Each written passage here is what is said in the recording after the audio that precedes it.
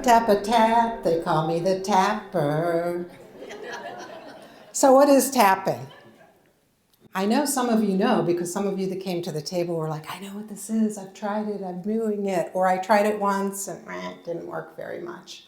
How many humans do we have in the room? Raise of hands. Right? Humans, yeah, right. Okay, as humans, we tend to be imperfect at times, right? I mean, it's just the law of being a human. And sometimes it takes a huge effort to come to terms with that. At least it did for me, because I have a side of me that's a perfectionist. Do I have any other perfectionists in the room? Oh my gosh, it's like a killer, isn't it? Yeah. So this perfectionistic thing that keeps us going and actually makes us really good employees and really good caregivers and really good at doing so many different things in the world, and people think you're amazing. It can be very stressful sometimes, right? So I'm a retired RN. I worked for 45 years. I worked in palliative and hospice. Yeah, thank you. Okay, we know. And there came a point in time where I got in the car after doing some patient care, and one of my colleagues complimented me and told me about how amazing I was, and I got in the car and I just burst into tears. Anybody ever have that happen where you just get in the car and you're like, ah, just letting it out? And then I didn't even understand what was happening. I just knew something wasn't right. And so fortunately for me, I have some really good friends, and I'm going to guess you all do too, because the fact that you were able to make it here today, you had to count on other people to help you. So you must have some sort of network going, and you must be motivated in that way. So my good friend said, maybe go see this psychologist. He does this tapping thing. I was like, and she went like this, and I was like, I'm a nurse. I don't do that kind of stuff. I come from science.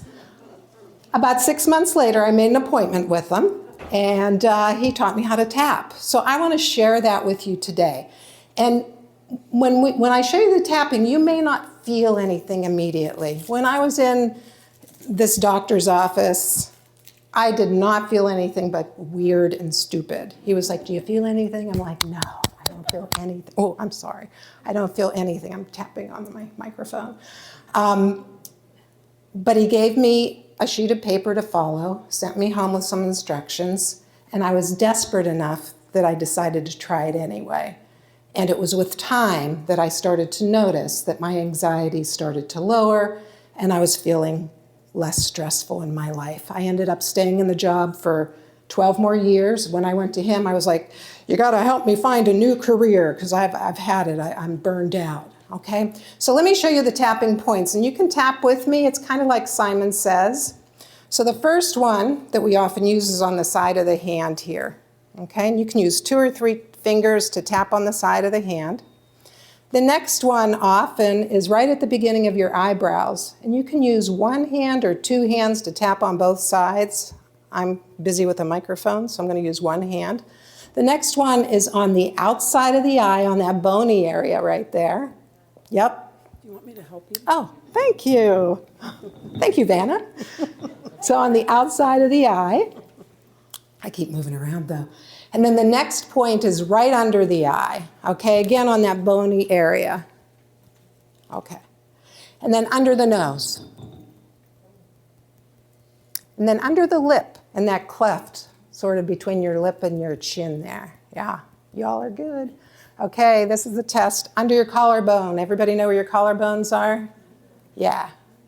Okay. Under the arm. You can do it this way, you can do it this way. However, you can do it this way, however you get to your arms. Yeah, you do the monkey, it's all good, okay? And then the top of the head, one more monkey move. All right, kind of weird, right? So there is science behind this, and there's a lot of research now. When I first started doing this about 15 years ago now, there was very little research. Now there's a ton of research. So if you're a science kind of person, look it up on the internet. There's a ton out there to explain what's actually happening in our bodies. So this helps to calm our nervous system. And when we have a calmer nervous system, we can think more clearly and all that sort of thing. So what I want to do right now is just do some tapping because we have a very short period of time here. And you pick a focus. What do you want to focus on? You can focus on anything from I'm feeling anxious to I'm nervous about speaking today to I'm anxious to drive across the bridge in Pittsburgh. You can talk about parts of your body that don't feel right and don't feel well.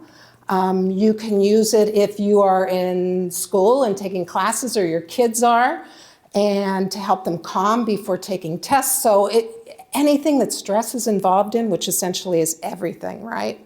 Okay, so just kind of feel your body in the chair. Notice how you're feeling right now. And we're going to talk about taking care of yourself, since this is a take care of ourselves kind of day.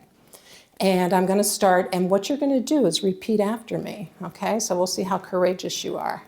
All right, so we start with the side of the hand. Even though it's hard to take care of myself, and you repeat.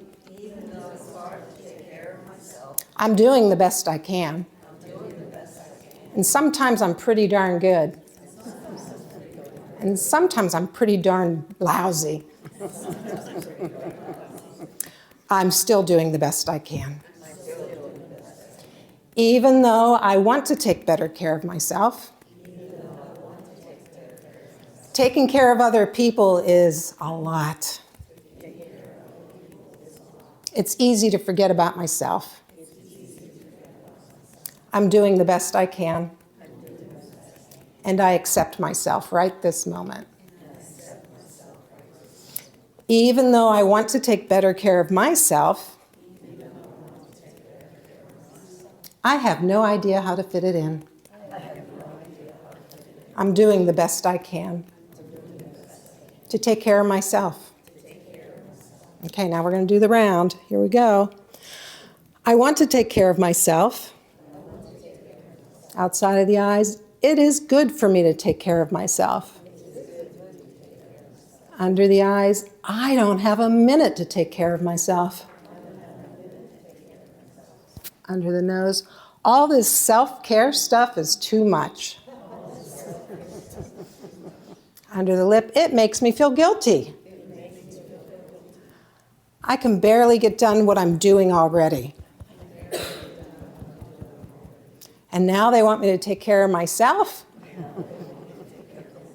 In 10 minutes a day? Sometimes I don't feel like I have a minute.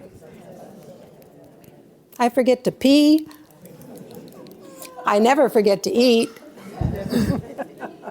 Somehow, I don't understand what's happening.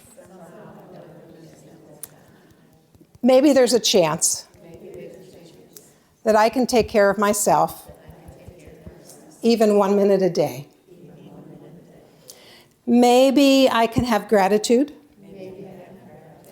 Maybe I can tap. Maybe I can sing a song. Maybe I can do 1 minute of something that I've learned here today. Maybe right after I brush my teeth. I will give it a try. But I won't promise. Check in later. So there you go. So thank you. Doing that kind of thing, and if you don't remember, just start tapping on yourself. I always said to my dad, remember Tarzan, he beat his chest and then he flew out into the world. He just didn't take those vines and go out. And, and even like with prayer and things, meditation, we bring our hands to our heart. And, and some of the Christians, we make the sign of the cross. We're tapping on ourselves in some way. And the oh my gosh point, like, oh my gosh. So take it with you. I have a table over here. I'd love to talk with you more about it. You can do it from babies on up to 100 years old. Endless. Thank you. Thank you.